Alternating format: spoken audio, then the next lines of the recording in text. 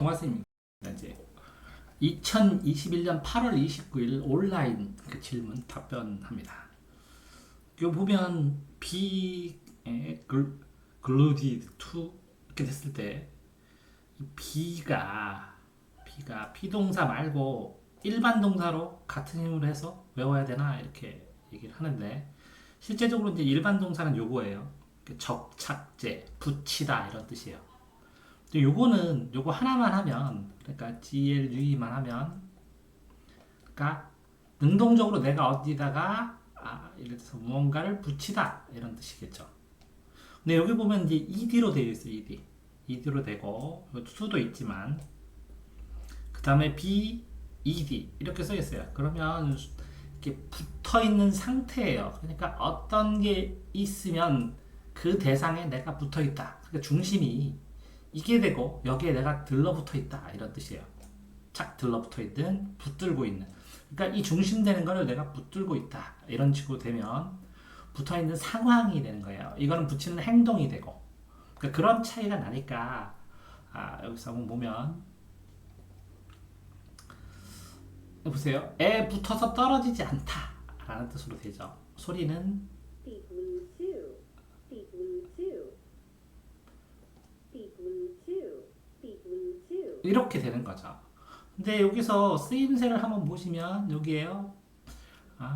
to 쓰면서 여기 be glued to 이걸 전체를 다 쓰였고 여기도도 be I will 하고 be glued to 써 있고 여기도 이렇게 쓰니까 그대로 사용하는 거네요. 그대로.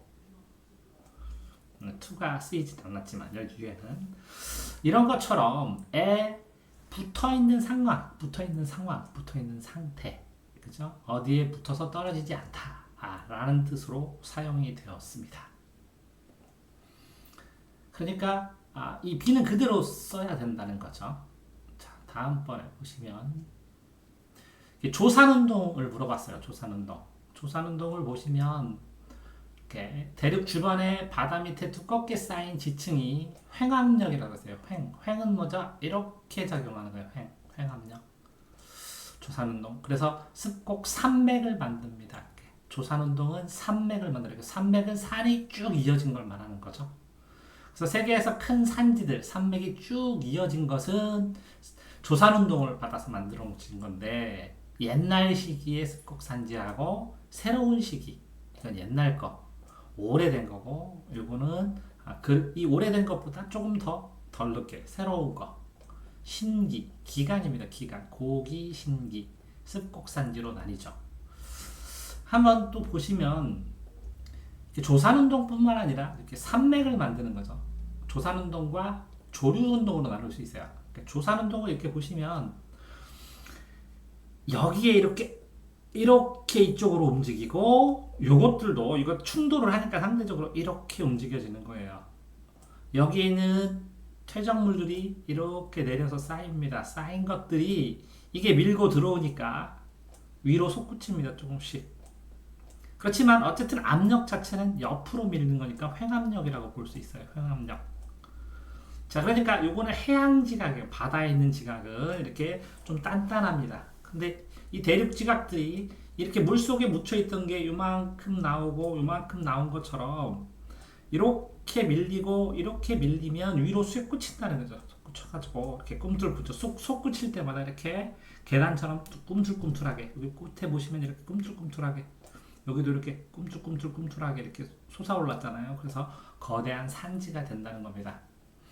이게 뭐라고요? 산맥을 만든다. 산맥을 만드는 게 조산운동이에요. 이게 만들 조의 산을 만드는 운동이에요. 그러니까 산맥을 만드는 운동이 조산운동이다.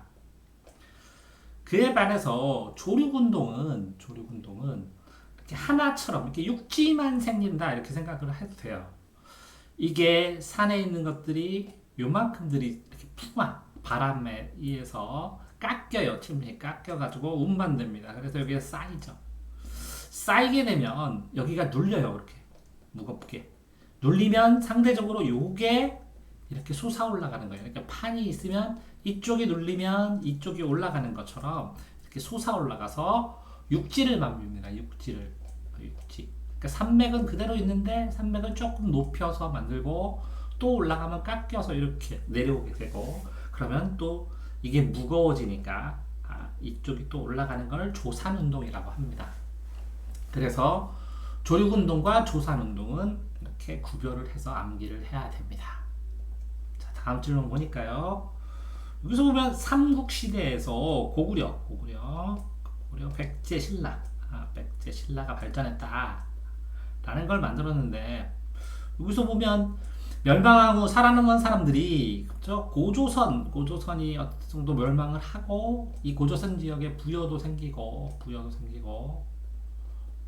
그 다음에 그 부여에서 갈라져서 여기에 고구려도 생기고 고구려에서 갈라져서 백제도 생기고 신라는 원래 여기 쪽에 있었죠. 그래서 고구려 백제 신라가 형성이 됐는데 왜 이렇게 나눠졌냐 이렇게 되면 하나 더 봅시다. 다음 거를 보시면 이 지역이 이 고조선 지역이 뭐 엄청나게 넓게 이렇게 분포를 했겠죠. 그런데 고조선 지역에 원류의 부여가 있고 여기 부여에서 고구려가 갈라져 오고 요 고구려의 왕자가 이렇게 백제를 건국하게 되고 그런 다음에 이제 이 지역에서도 작은 나라들이 있죠. 근데 한번 잘 보시면 이런 것처럼 부여, 고구려, 옥저, 동해 이렇게 옥동자 이렇게 외우죠. 자, 그러니까 어떻게 외우냐면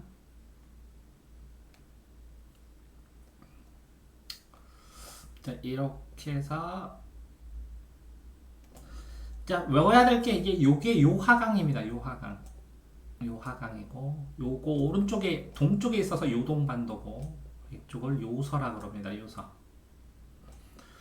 자, 그런데 여기에 부여가 있었고 부여에서 갈라져서 고구려가 나오고 고구려가 갈라져서 그 왕자가 여기서 백제를 만들고 여기에 옥저와 옥동자가 있고 여기 탐나곡 제주도가 있고 여기에 우상국이 있습니다. 우상국 울릉도에서. 그럼 여기에는 신라가 있고 여기는 가야가 있습니다. 가야. 근데 이 지역이 이 백제 지역입니다. 이렇게 백제국, 목지국. 여기도 신라입니다. 사로국. 여기는 가야죠. 이렇게 가야, 변한 가야.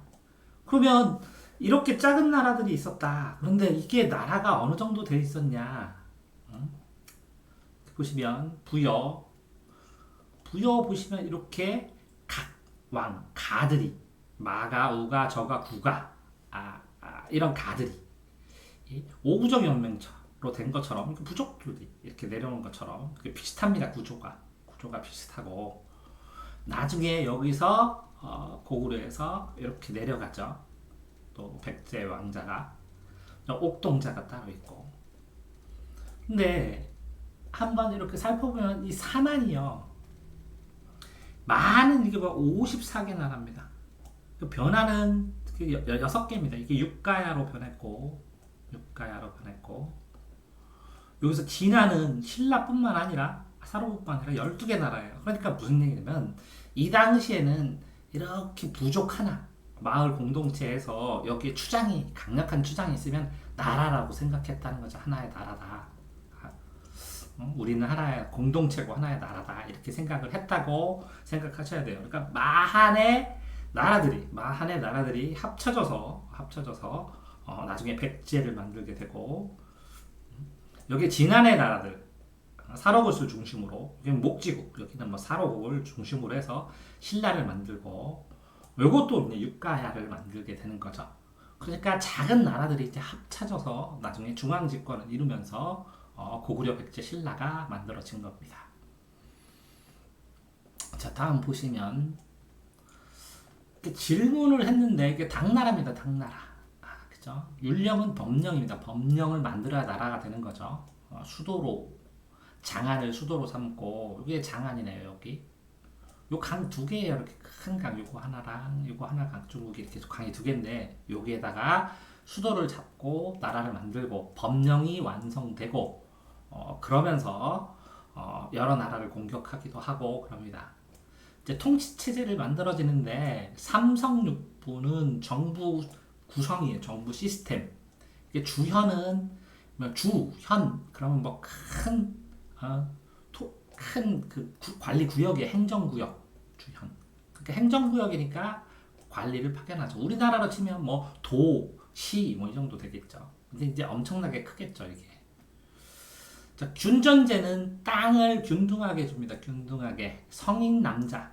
그러면 보통 정남을 16세에서 한 60세 잡는데 그 시대마다 또 나이가 조금씩 달라지겠죠.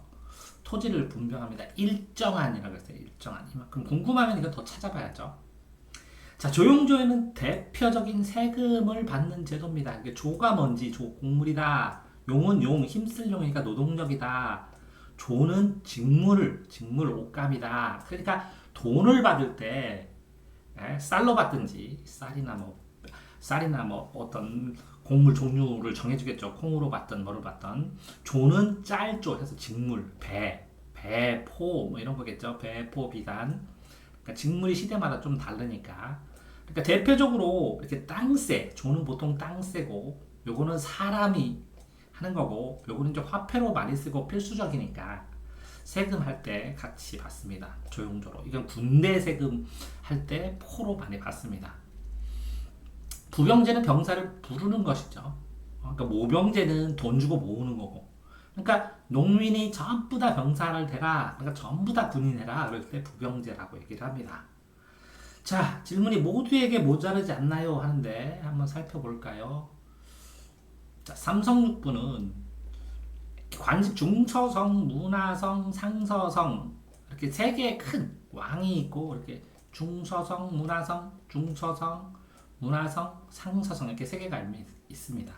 근데 상서성, 중서성, 문화성, 상서성 요 안에 2호 예병 현공을 6부를 두는 거죠. 6부를.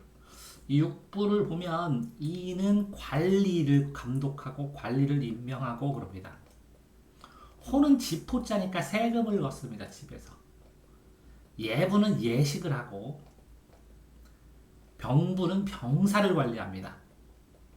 뭐 궁궐 왕 대관식 사신 맺는 거, 뭐 제사도 지내고 이런 거 하는 거고, 이거는 병사를 관리하고, 형부는 형벌을 주고, 형벌, 죄인 잡고 뭐 재판도 하고 이렇게 형벌을 하고, 공부는 공사를 합니다. 도로도 놓고 궁궐도 만들고 다리도 놓고 이렇게 공사를 합니다. 이렇게 삼성육부가 있는데 주의해야 하는 것은 여기에 보시면 이렇게 상서성 밑에다 줬는데 발에는 이렇게 삼성육부를 따왔는데 조금 다르게 적용을 했죠. 이렇게 정당성, 선조성, 중대성 이렇게 삼성입니다. 이것도. 그런 다음에 정당성 밑에 좌우 놓고 여기에 충인의 지혜신 이렇게 해서 발에는 당의 삼성육부를 또 발에 맞게 적용해서 사용을 했습니다. 균전제를 보면 균등하게 땅을 준다고 그랬죠. 이게 북제, 북주, 수당 300년 동안 시행하는 토지제도입니다. 토지제도 땅. 자, 보시면 15세 남자에서 70세까지 사람에게 땅을 나누어 줍니다. 땅을 나누어 주는데 이렇게 특별한 땅을 지급을 했을 때 상속은 20무만 하고 나머지 80무 같은 경우에는 사망하면 반납한다.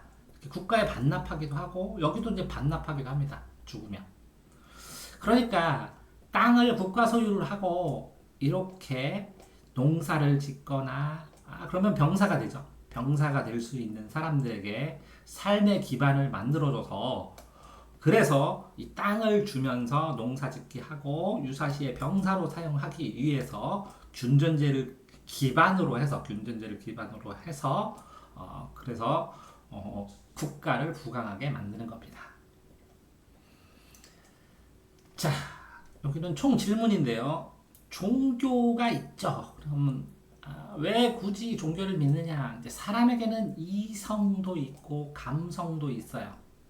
이거는 이제 사람의 본성이라고 하는데 이런 본성 외에 사람의 본성 외에 신성도 있는 것 같아요. 신을 섬기는 마음, 믿음, 가정. 이건 논리를 생각하고 감정도 생각하는데 신성은 그러니까 신에 대한 믿음을 중시하는 거예요. 그러니까 사람이 유한한 존재이기 때문에 절대적인 존재에 대한 믿음이 있는 것이죠. 이게 신화나 전설, 신화나 전설에 의해서 내려오면서 논리성을 획득해가면서 종교가 발생됐을 수도 있고 실제로 신이 있을 수도 있고 이거는 종교에 대한 논의는 학문에서 논하지 않습니다. 자, 당나라는 중국 맞죠? 중국의 여러 나라 중에 하나죠. 과거 시험을 봅니다. 선비들이 공부를 해서. 그런데 떨어지면 뭐하냐? 농사 짓거나 이렇게 몰락한 선비가 되는 거죠. 농사 짓거나 아니면 기타 일을 하거나 그럽니다.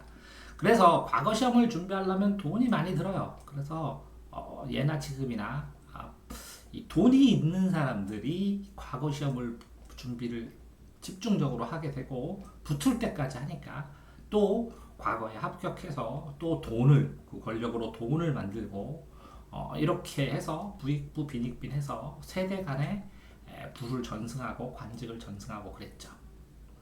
율령은 법령입니다. 법률, 명령. 법률과 명령. 법률이라고 하는 건 써 있는 거, 정해진 거. 그리고 명령 같은 경우에는 이제 권력을 가진 사람들이, 책임을 가진 사람들이 명령을 내리면 그것도 법률에 준해서 이렇게 적용을 하니까 율령체계라고 합니다. 보석이나 금 같은 것들이 이렇게 이 다이아몬드가 특별히 공업용으로 쓰이는 거는 공업용 다이아몬드가 있거든요. 그런데 사람들이 금이라든가 금도 공업용으로 쓰기도 하지만 사람들이 이걸 귀하다고 생각해요. 희귀하다고. 희귀하다. 그러니까 희소성이라고 해요. 희소성. 희소성. 희귀하다. 희소성. 그러니까 적어요. 사람들이 가지려고 해요. 희소성. 근데 가지고 싶지 않으면 금값이 폭락하겠죠. 그러니까 희소성을 사람들이 인정해서 사람들의 관념 속에서 이거 예쁘다. 난 갖고 싶다. 이건 비싸다. 이런 인식이 있고 이런 고정관념에 의해서 수요 공급에 의해서 이어지는 것이죠. 그렇기 때문에 사람들의 생각, 사람들이 재물에 대한 생각, 희소한 귀금속에 대한 생각, 어떤 작품이 이게 예를 들어서 미술가가 그렸는데 이렇게 파란색 칠했어요. 파란색 칠하고 조금 이렇게 돼 있는데 이게 1,500억이다. 이게 가치를 매기는 거예요. 사람들이 어떤 원리에 의해서.